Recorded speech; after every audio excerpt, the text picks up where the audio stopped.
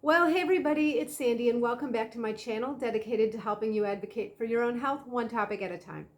So guys, today I want to talk about something I've been kicking around for a while, this idea in my head about starting an ongoing series of videos where I can take some of these products that are so widely reviewed all over YouTube, and there are plenty of them, cosmetic products or skincare products, what have you, and kind of disentangle the skincare meets cosmetic sort of benefits.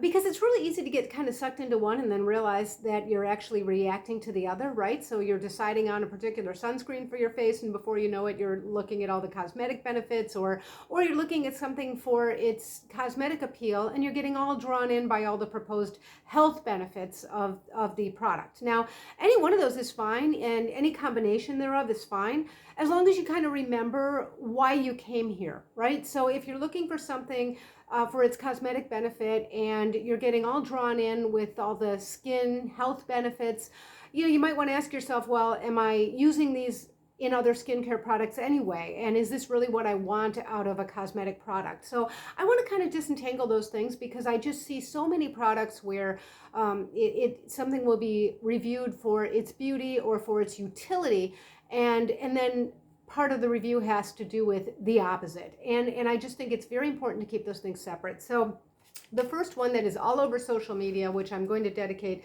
today's video to, is the Jones Road by Bobbi Brown, and this is the WTF What the Foundation. I must have been just targeted on social media, because this thing wouldn't leave me alone, and then of course I must have engaged with plenty of ads on Facebook or whatever, and then of course I ended up buying it.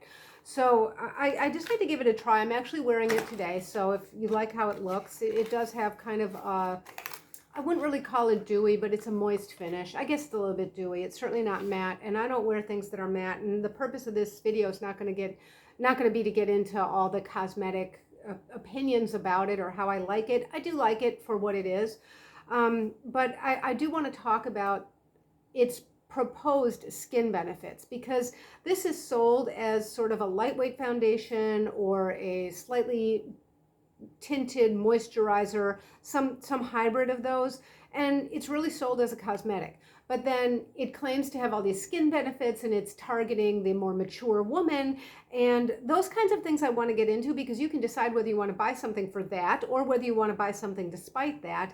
But I want to help people to not get drawn into things. So I will tell you, just as a general first impression of the Jones Road, I kind of had to learn how to use this foundation. It comes in this pot where you have to like dip your fingers in, or you can get a little spatula. It's a little bit gross. I don't know if I'll end up using all the product that way. There might be some dupes for this out there. I don't know. I do like the product, but I definitely had to learn how to use it, and less is more with this. So if you want something that's going to give you like full coverage, I really wouldn't recommend going with this, because it's a little bit thick and creamy, and I'll let you go find all the millions of reviews that are already out there already if you haven't found them. But the trick is to just really less is more, and aim for this to be a very light coverage. Now, there are a couple things that if they were aiming to talk about health benefits that I think they might have talked about, and frankly, I think this goes for almost any cosmetic product that is aimed at the mature woman or even young women, is we should be screaming sunscreen, sunscreen, sunscreen. First of all, it's the best anti-aging product out there, is a good sunscreen. And second of all, we should all be protecting our skin. I have a sister who died of melanoma. It was a mucosal melanoma, but it's in the family of melanoma, and I'm adamant about this. We should all be protecting our skin. So products should be made with that in mind. I'm not saying they should have an SPF in them, because I actually don't like that. I like to have those things separate. I like to control the ingredients in my SPF, but the product should be made with that in mind. Okay, how well does it work with SPF? Does it work with a chemical sunscreen well? Probably yes. Does it work with a physical sunscreen well? That's a much bigger hurdle to overcome, and it would be really important to me to know. The good thing is that Jones Road does accept returns, so I thought I could give this a try. The bottom line is it does work with the physical sunscreen. I pretty much use only physical sunscreen, so that particularly zinc oxide. I don't really care for titanium dioxide, but pretty much use only zinc oxide on my skin. And if you give a good quality zinc oxide sunscreen some time to dry down, and then you add this in very light amounts, they do work well together. So yes, it works well with the sunscreen. So that's always going to be my first criteria when I talk about some of these skincare meets beauty, okay?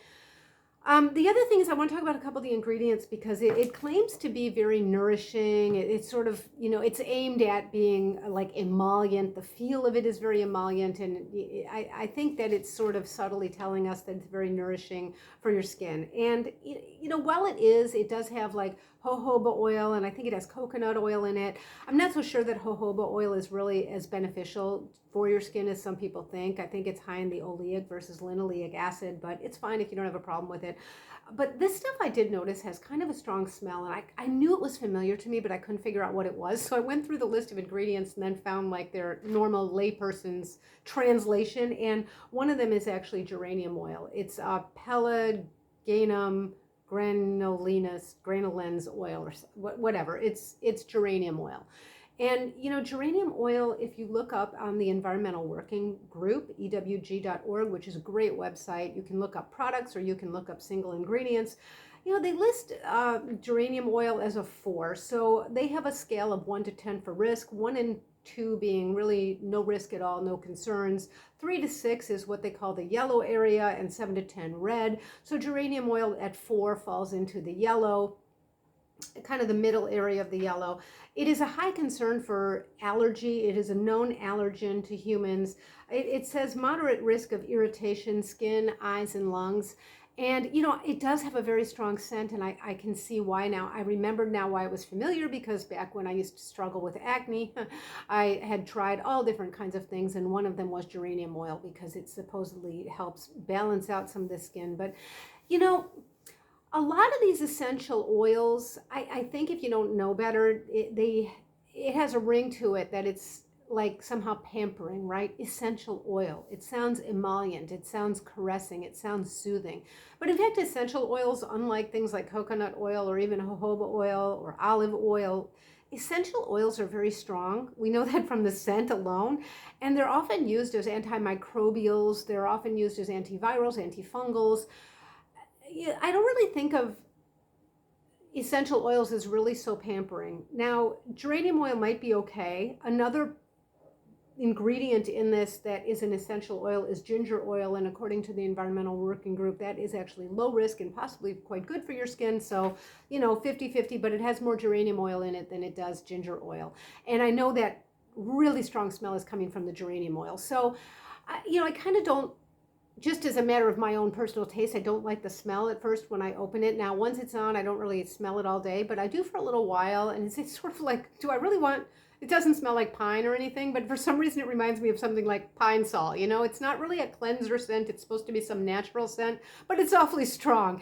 And I just don't think that that's really in the category of emollient. And I don't know why they would put that in there, honestly, when there's a risk of human allergy and irritation to the mucous membranes, the eyes especially. Now, that said, fortunately, I have not had a reaction to this. I do feel like I don't like that smell, and my eyes kind of don't like that when I first put it on, but I don't really put it, up like right around my eye area. And I fortunately haven't had a problem with it, but I could see it being a problem for some people. And I guess my point here is more than that, is that don't get drawn in by all the skin benefits of this, because in my opinion, while this has a nice texture, and if you've already prepped your skin with all your skin care, which I already have by the time I put any makeup on, I've already used a vitamin C serum. I'll use either some peptides, some hyaluronic acid, which is a humectant to keep moisture on the skin. And in the skin, and I'll have put on a moisturizer, and I'll have put on some kind of a sunscreen. So at that point, I don't really need skincare out of my makeup. So my vote on this one is that you really look at it for its cosmetic benefit. If that's giving you what you want, then great. But I wouldn't be all drawn in, if you're sort of on the fence about this product, by all its claims about how good it is for your skin. Because frankly, if you're going to be wearing a physical sunscreen, for one thing, there's not any penetration really that's going to take place, because your physical sunscreen is a barrier sunscreen, and what that means is it actually forms a barrier, and zinc oxide is not going to let a whole lot else that's on top of it go down into your skin. I don't know that I would want this doing that anyway. So I wouldn't just get drawn into that. On the other hand, if you're wearing a chemical sunscreen, yeah, you might get some of this absorbed, but I don't feel that any of the ingredients in here is even the good ones, like perhaps let's argue the coconut oil or the jojoba oil, which is arguable. Let's argue that some of those are really good. There's also some hyaluronic acid in here. That's very good for your skin, no doubt about it. Um, Even the heavy hitters, who knows that there's enough of that in here to really make that difference. I think you really got to get that out of your skincare. So yeah, that's my vote on this product. I do like it. I will just tell you a couple other things to be aware of, and this is all over social media, so maybe it's not news to you, but I got this in porcelain, which is the absolute lightest shade. I went around and around and around of which one to buy. I looked at all these different reviews and tried to look at, whose skin type I looked like the most. This is the very lightest shade. Now, I'm light, but I'm not really usually the very lightest shade in anything. I'm usually, kind of on that end of the spectrum. So for those of you women of color, you're not going to have any problem with this. It seems to come in a huge range of shades, this and darker. But if you're a whole lot lighter than me, you might. Now, that said, as I said, this is kind of a sheer wash of color. I think that's the best way to use it. I do see people using it in a way that they try to build it up and get coverage. And I just think it would look like a layer of plastic over your skin if you started doing that. I think it's better to get some skin perfecting laid down with whatever you're putting under this. In my case, the zinc oxide sunscreen that I use for my face is a good one. And I am going to do a video soon about some sunscreens that I have found recently that I like. But anyway, that makes kind of a good canvas. So I would recommend using this very lightly, and in that spirit, the color is very forgiving. So I kind of think I could have even gone a color darker and gotten a nice look. It's nothing that really puts a heavy color on your face, and I think any one person can probably wear a range of maybe 2 or 3 of these and just have to adjust how lightly or how heavily they want to put that on. So yeah, let me know if you've tried this stuff. Let me know if you have other products that you want me to talk about in this series, where we sort of try to disentangle the utility from the cosmetic. And I don't hear people doing that on YouTube very much, and I just think that's so important. I think the first company that really started to do this well, and I'm just going to give them a quick mention, is the It Cosmetics. So this was their original It Cosmetics CC Plus cream. It's really old now, but I used to buy this stuff like even back when you couldn't buy them in stores. And so I think it was QVC that Jamie Kern-Leva first took her product to. And she's since been bought out by L'Oreal, I think, for $1 bazillion. All the more power to her. But this is a really nice product. And I think that of all the different companies that tried to merge the skincare meets cosmetics sort of, I think that It Cosmetics probably did the best job at that, at least originally. That's not to say it's perfect. I can talk about this product in another video or some other products of theirs. I do think they've kind of gotten away from that core concept. But yeah, I don't know what I'm going to call this series yet, but I really hope it'll be helpful. And I'm really excited about it because I've just looked all over the place and I can't find where anybody is reviewing these products with that in mind. And so I want to help people make a good choice. So this video will be something you kind of go to after you've exploited thoroughly all the many reviews that are out there about the product itself and how people just like it. Okay, so yeah, that's my review for Jones Road, What the Foundation. I do like it. I'm going to keep it. I don't know if I'll buy it again.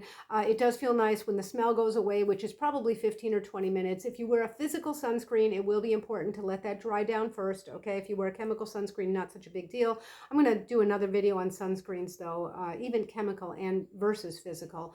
But the physical sunscreen, I think it is a really good heavy hitter. I like wearing that as a base layer, and I'm glad that it does work well, because sometimes that's a big question mark whether the product's going to go on smoothly over something like that. So yeah, let me know what you guys think, and let me know if you've tried it, and let me know if this is helpful. And until next time, be well. Bye-bye.